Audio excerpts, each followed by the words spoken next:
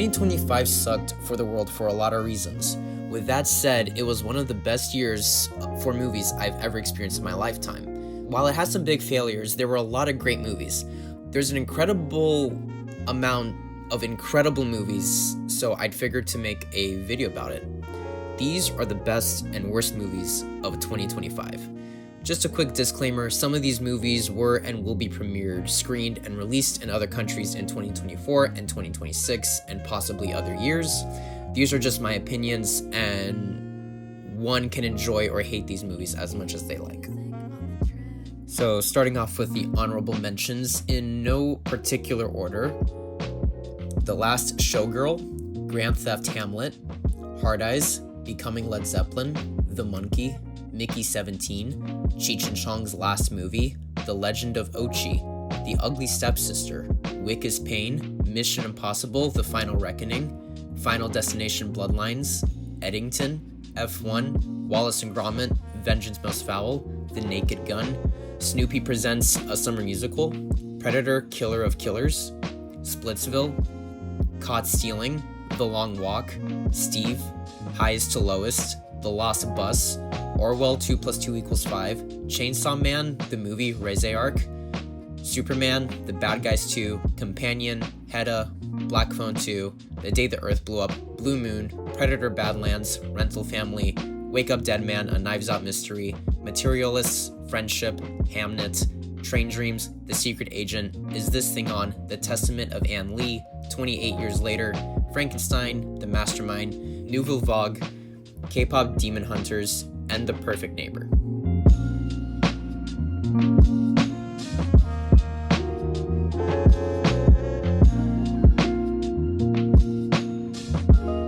In 2025, we saw the Safdie brothers creatively split. You might know them to be the directors of Good Time and Uncut Gems. Benny Safdie's first solo movie was The Smashing Machine, a biographical sports drama about UFC champion Mark Kerr, and about his rise and fall and struggle with addiction. Dwayne Johnson delivered a career best performance, and the movie is well made and well acted. I have my issues with it, but I really enjoy this movie. Josh Safdie, however, made Marty Supreme. This is a stressful sports drama epic about Marty Mauser pursuing table tennis championships while fucking over everyone he meets just to climb up the ladder. Timothée Chalamet delivers his best performance yet. He disappears and transforms into this unlikable asshole who would do anything to get what he wants. The chaos that envelops is gradual and literally gets explosive in some moments. It is so shot very well, and the supporting cast was outstanding. Gwyneth Paltrow, Tyler the Creator, and strangely Kevin O'Leary were standouts. I would love to see them in future projects, although fuck Kevin O'Leary, he's been a big piece of shit lately. This movie and The Smashing Machine shows that the Safdie brothers work so much better when they're together. As much as I do want the Safdie brothers to work together again, apparently Josh Safdie isn't that great of a person, despite being behind some of the best movies of the last decade. That said, this movie is still awesome and, in my opinion, almost perfect. I would have ended the movie on a different note, but it's still a decent ending. I just know Josh Safdie has made better endings to his movies than this.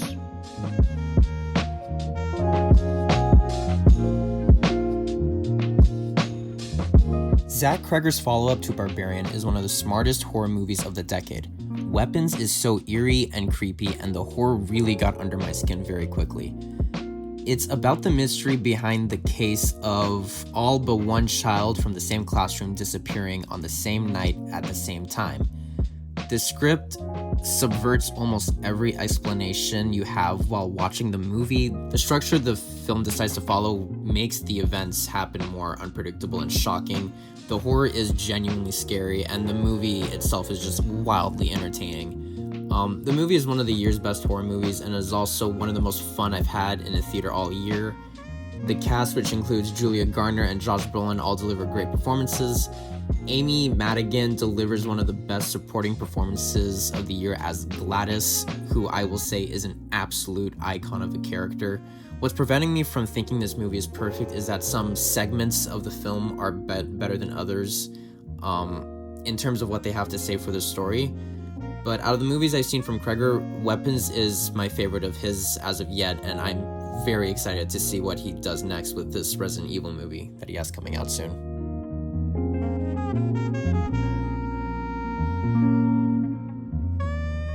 Die My Love is Lynn Ramsey's 5th feature film and her first in 8 years. This movie follows a young mother, Grace, moving in with her husband, Jackson. What happens after this is her mind begins to unravel from her suffering from postpartum depression. Jennifer Lawrence and Robert Pattinson were both incredible in this. Brave performances, both had flawless chemistry. The way their relationship develops is so fascinating, and I can't take my eyes off the screen, but there's a handful of moments that were so bleak and sad that it's hard to watch. The cinematography was absolutely beautiful and stunning, and the sound design really invoked some emotions out of me in a great way. I will say I love Wiki Stanfield's performance and her character in this movie, but she could have had a much bigger role in this movie. She felt underutilized. How this movie portrays and has to say about postpartum depression is done really well. You feel every heavy step Grace takes throughout the movie, and it's very heavy. Die My Love is an awesome movie, while draining is also a stunning experience.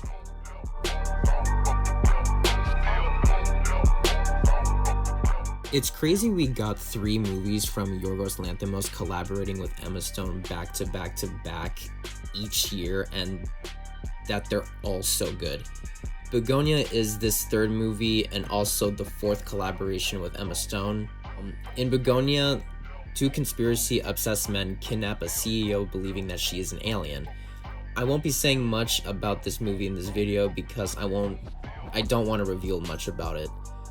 What I will say is that the dialogue and energy really makes a tense vibe throughout the movie with some darkly funny moments. It gets shocking and masterfully made, although I would have cut around 5 minutes of the movie or less off of it.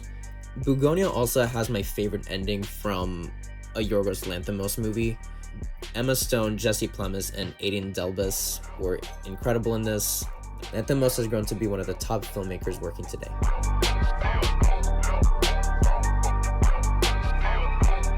Warfare is a near masterpiece of a war movie. This is Alex Garland's and Ray Mendoza's collaboration as a directing duo. You might know Garland's movies such as Civil War and Ex Machina. This is Ray Mendoza's first movie, but this movie is based on his own experience during his service in Iraq. The direction is insanely suspenseful but tight. The movie is about a group of Navy SEALs on a mission in Iraq and as it goes wrong and how they basically get out of the situation. The utilization of the singular location was done great. You feel how trapped the characters feel. While I would have liked to learn more about each character, I could really feel their brotherhood and how important they are to each other. The cinematography is beautiful and the sound design is incredible and innovative. The sound plays a vital role in building the suspense, and without spoiling it, it's groundbreaking and it's Oscar worthy. The messages about war and how terrifying it is are relevant today, but overall, Warfare is a very impressive, tight, and important movie with expertly built suspense, groundbreaking sound design, and relevant messages.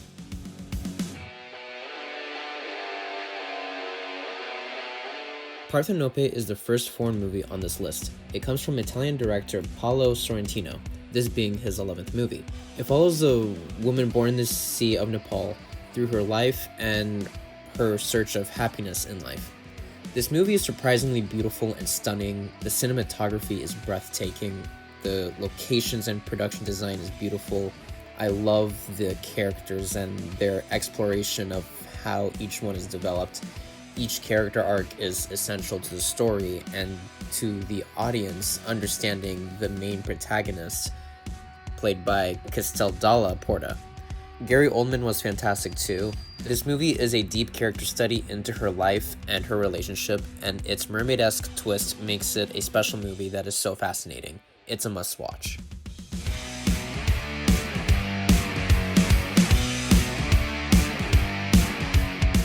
If I had to describe If I Had Legs, I'd Kick You, I'd say it's a Safdie brother movie not directed by either Safdie brother. But this is a movie by Mary Bronstein. This is her second movie in her filmography and her first movie in 17 years. This stressful drama is about a mother on the verge of a breakdown as everything in her life is going wrong. Rose Byrne is incredible in this movie and delivers a career best performance. This with the filmmaking made it a super stressful watch, and I felt the main character's anxieties and fears. You really feel the tight space and emotions our protagonist finds herself in. The script and direction really had me invested throughout the whole movie. The supporting cast was great too. We got really good performances from Conan O'Brien, Delaney Quinn, and A$AP Rocky. If I Had Legs, I'd Kick You is a perfect presentation of a single mother trying to keep it together as she is metaphorically drowning in the stresses of life and how brutal it could be.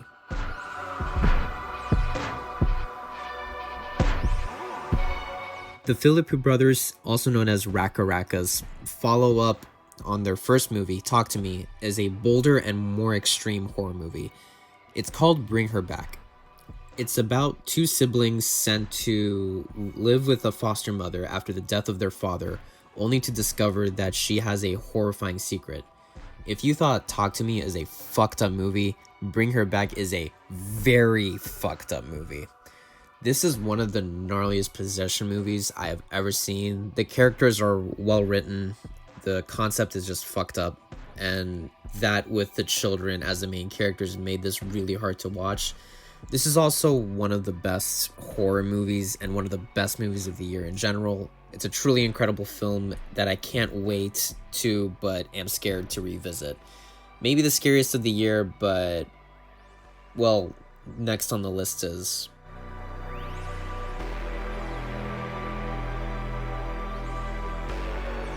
Sinners, Ryan Coogler's fifth movie, is an incredible achievement in mixing Western and horror genres. This movie is about two twins opening up a nightclub in Mississippi while there's the rise of the KKK and vampires. I love the characters and how they're explored.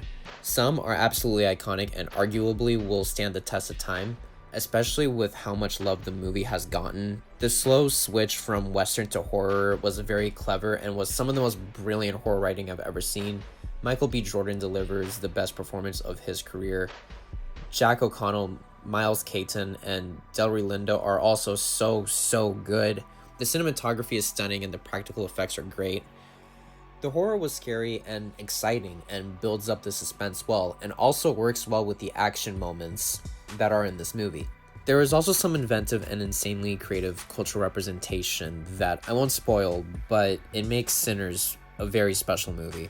Obviously, this is one of the best movies of the year. It's a remarkable achievement. It also broke the Academy Award nominations a movie could get. It's also my favorite horror movie of the year, and it's also Ryan Coogler's best movie yet.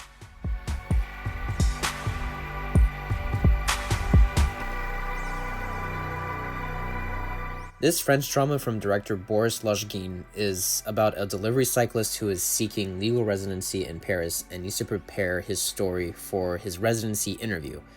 I love how the audience is constantly with the main protagonist through the movie. You literally feel like a fly on someone else's shoulder. It's told through incredible cinematography. There's some beautiful writing, and the style and the stakes make the movie feel really intense.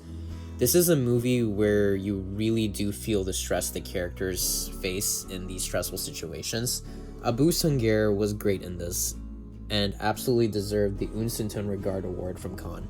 It has relevant themes on immigration as well. It puts you in the shoes of an immigrant who is seeking asylum in a country he's making a living in.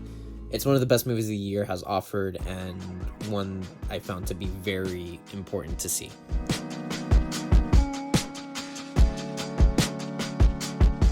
The newest movie from Iranian filmmaker Jafar Panahi is the critical darling from the Cannes Film Festival, winning the Palme d'Or at Cannes and acquiring distribution from Neon. And for good reason. It's one of the year's best movies with one hell of a cast, and I love how this whole story was put together, especially knowing that this movie was made in secret. Panahi made this movie after being released from prison and was banned from making movies. So he made a movie about a man and a group of former prisoners who grouped together to identify someone who might have been their cruel jailer. The tone was consistent throughout, and the cinematography was absolutely stunning with its long takes. I love how the suspense builds and how simply crucial things are revealed, and the storytelling here is just masterful. I love how it all ties up, and it's an absolute must-watch, especially in theaters if it's possible to do so near you.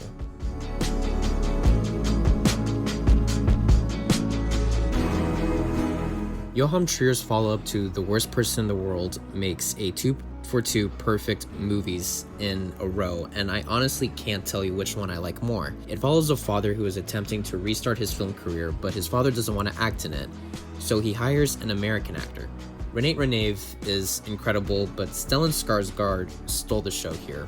He delivers one of his best and possibly his most moving performances. Truly one of the best of the year. It's even more impressive to know that he did this movie after suffering a stroke. He performed with an ear monitor, basically. The rest of the characters are also so well cast. Also, the way it looks at family's legacy and fractures in said family is intimate and beautiful.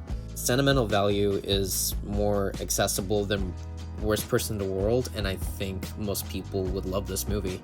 It's a genuine masterpiece. It won the Grand Prix award at Cannes.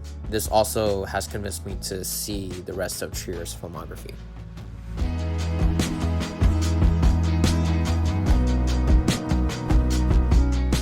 Walter Salz's I'm Still Here is a movie that's very much worthy of the praise it's been getting.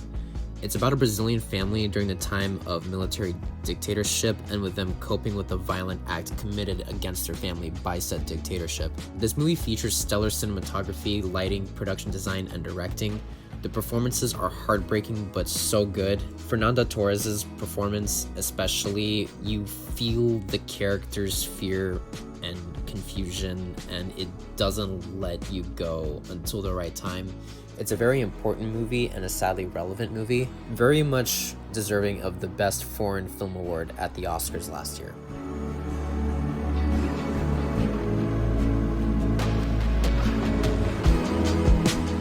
No Other Choice, directed by the legendary Korean filmmaker Park Chan-wook, is one of the most unique films I've ever seen and is one that I find relatable in a certain aspect.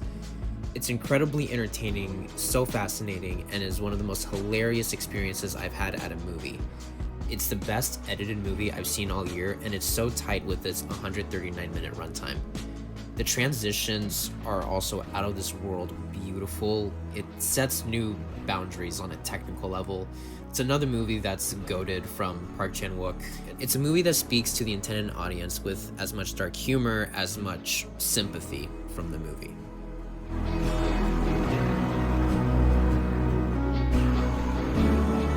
The 10th movie from Paul Thomas Anderson is one of the greatest things that I've ever seen. Every single performance is incredible, and Sean Penn absolutely stole the show.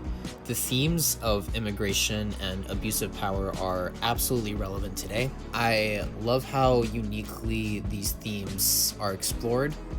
While this movie does have some serious and relevant themes, it's absolutely hilarious with its memorable jokes and one-liners. The action is very entertaining, and the way this movie is put together is so tight for a nearly 3-hour-long movie.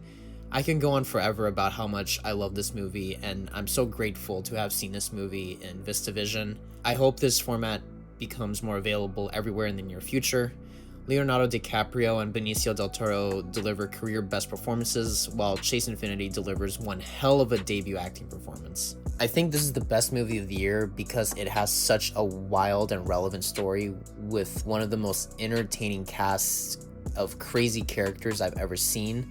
It's very heartfelt, will make you laugh, will make you cry, will make you root for the protagonists. It's a special experience.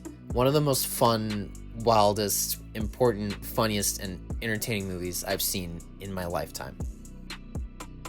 So moving on to the dishonorable mentions, once again in no particular order, and not as much this time, I promise. Queen of the Ring, Hell of a Summer, Five Nights at Freddy's 2, The Woman in the Yard, A Big, Bold, Beautiful Journey, and Fixed.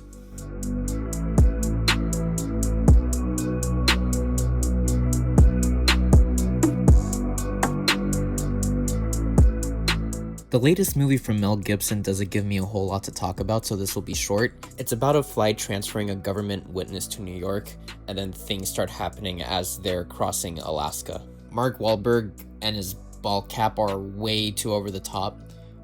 The characters have personalities of cardboard cutouts, and I found everything else about this movie to be boring.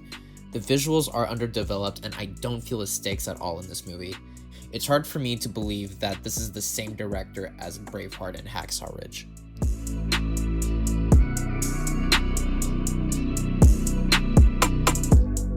Opus is the debut feature film by Mark Anthony Green and is about a writer who goes to a pop icon's compound to discover that it's a cult. This psychological horror drama, released by A24, has good performances and cool ideas, but some are very overused. When the movie goes for it, it tries, but the execution is just so flat. It's not scary, dramatic, or funny. It's something we've seen before, and it's a shame A24 horror movies are stooping this low in quality now.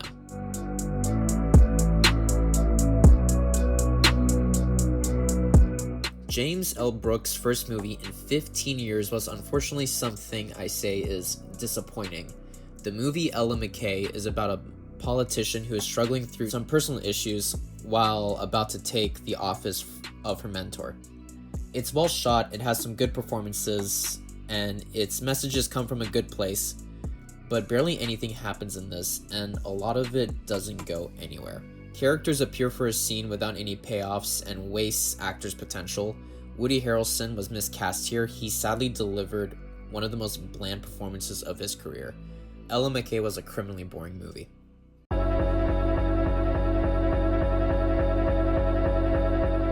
Does anyone remember the Ice Run movie from 2021 starring Liam Neeson? Well, it has a sequel about the protagonist, Mike McCann, and a group of mercenaries traveling through Mount Everest and basically fighting to survive.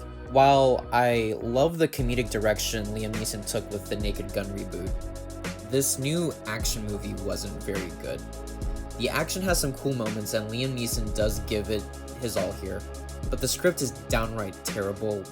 There aren't much ice roads in this movie to begin with, and the dialogue and characters here are just simply cringeworthy.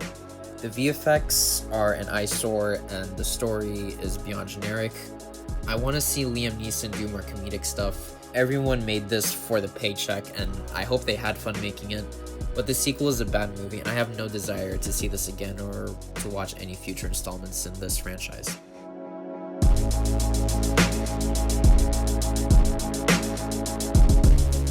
Love Hurts was another movie I was really anticipating to see, but it was very disappointing.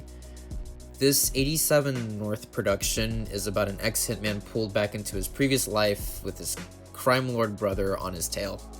I love seeing Ke Huy Quan in a starring role, and the action has some cool moments, but the script and direction is just so lame and flat and lifeless. All the characters are bland and mostly exist just to die. The movie tries to be this John Wick X everything everywhere all at once, but it has none of the emotions or badass moments from either movie. I still want to see Ke Huy Quan be in more movies and put himself out there because he is very entertaining.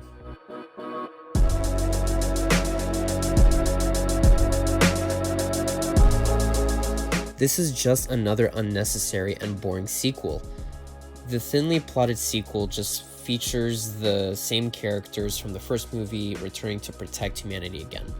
The Old Guard 2 has some fun moments in action sequences and a handful of decent performances, but the story feels like it's pulling off a Dead Reckoning or Across the Spider-Verse because it feels like a part 1, but it has none of the character development and it's so slow with its pacing despite being shorter than the other mentioned movies. I wasn't the biggest fan of the first movie, but remember it being fun. This made me sleepy and disinterested in the story that it's trying to tell.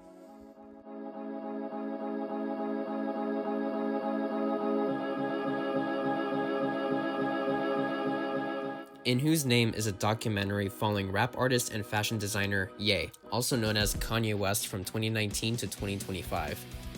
It's basically his transition from Kanye West in his Jesus is King era to Ye post-release of his Vultures 2 collaboration album. I admire the long process and dedication it took to make this documentary. That said, the best way I can describe this documentary is if Vultures 2 was a documentary about Ye's downfall. It is just messy and doesn't answer many questions. Also, it's inconsistent with its pacing and made me feel zero emotion except for some sadness to see an artist fall off and nothing done about it. It's just another yes man behind a camera witnessing a man destroy his career, and after 106 minutes of this, I still felt zero sympathy for him despite him being an influential and creative voice in music.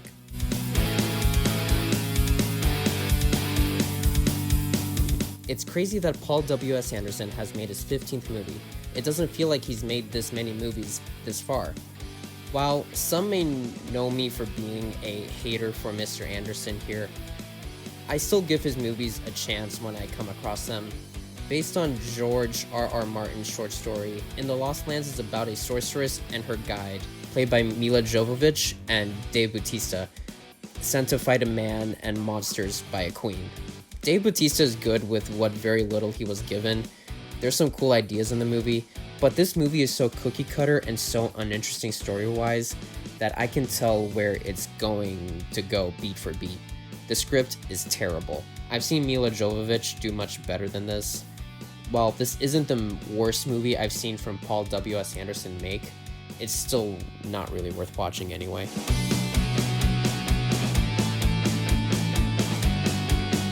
The Home, a funny title for a horror movie, is about a man who starts to work at a retirement home. There's very little good I have to say about this movie.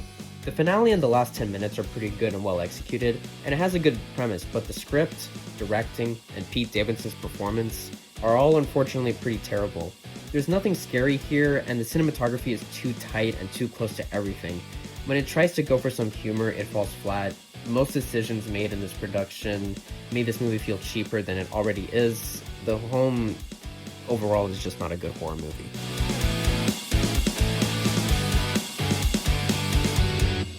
This new Smurfs reboot starring the voices of Rihanna and James Corden is one of the laziest big-budget family movies I've seen in recent years. The animation doesn't have anything impressive and is bland for most of the time. The script is so first draft, the jokes and acting are all flat, and the editing is genuinely awful. The whole cast was clearly there for the paycheck. They didn't care for the movie at all. I can hear how bored they are in their performances. There's a letterbox mention here, and the joke and reference itself is just cringe. It made me cringe to my core. But an unimpressive waste of time of a movie, and it makes previous attempts at making Smurfs movies look better.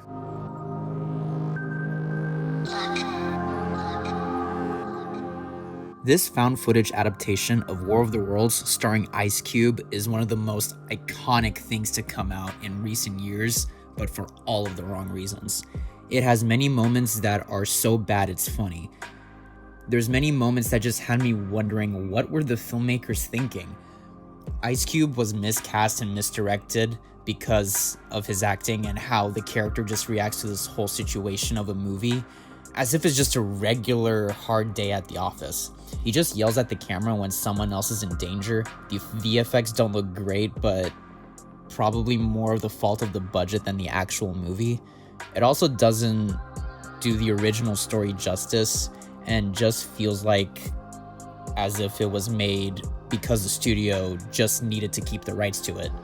But this is probably the movie this year I'll look back as so bad it's good.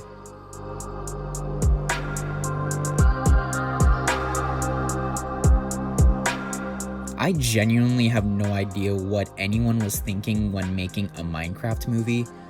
To its credit, this movie tries its best to have fun, but with its execution, it fails at all levels. Some crew and cast members clearly tried, but I was struggling to watch this throughout. The cast has nothing to work with from its script or the sets. All the visuals look very underdeveloped and rushed. I understand it's not meant to be taken seriously, but this movie looks so fucking ugly. These visuals look very unfinished just due to the lack of time these artists were given. The script lacks a story and themes that stick with you, I respect its attempt, but its execution is a straight up failure.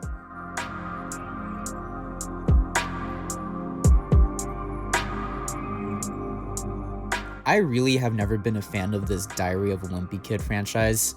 This installment is based off the third book, so it's jumping around the timeline. This movie offers pretty much the same exact things as the other movies do. Cheap animation, flat story with forced Christmas storyline, and humor that isn't funny. It's also 30 minutes longer than the rest of the movies, so this becomes really boring with all of that combined. It's easily my least favorite animated movie of the year.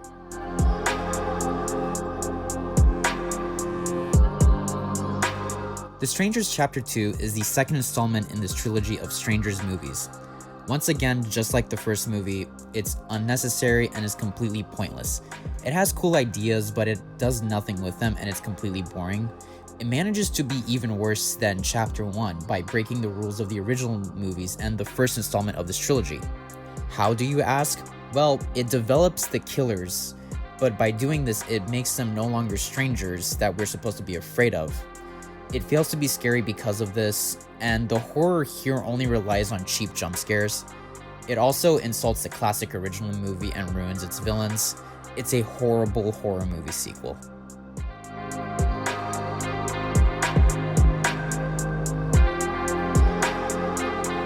The Russo brothers' most recent movie makes me very afraid to see the next two Avengers movies. The Electric State is loosely based off the illustrated novel by Simon Steltenhag and is about an orphan teen looking for her lost brother with a robot, a smuggler, and his sidekick. This movie is completely awful. This movie looks like shit and it's apparently nothing like the original source material, and it takes a stupidly safer and generic approach to the story. The cast all give flat performances. Unfortunately, this includes Millie Bobby Brown, Chris Pratt, and Ke-Huy Kwan's performances. They were all bland as fuck. The action is forgettable, the jokes aren't funny, and the CGI is, at best, decent. It's not even worthy of its budget. It looks like a $20 million project, and if that were the case, I would be much more forgiving. However, here, the most unforgiving part, and the main reason why I place this at the bottom of the list, it is because it somehow cost $320 million to make. This makes it one of the most expensive movies ever made. Seeing that this amount of money and supposed effort turned into something so uninspired and poorly made is insulting as someone who loves movies. The Russo brothers made significantly movies better than this, and seeing them fall off like this is tragic. I'm not looking forward to Avengers Doomsday, but at the same time, I don't think there's anywhere else a filmmaker could go but up from here. The Electric State is a failure of a blockbuster that didn't even get the blockbuster treatment. This piece of shit just got dumped on streaming after its premiere. It shows how much even Netflix cared for this movie. So those are the best and worst movies of 2025, all of which in my opinion. Feel free to post your list down below if you disagree or just want to share your opinion. Thank you so much for watching, and please support movie theaters.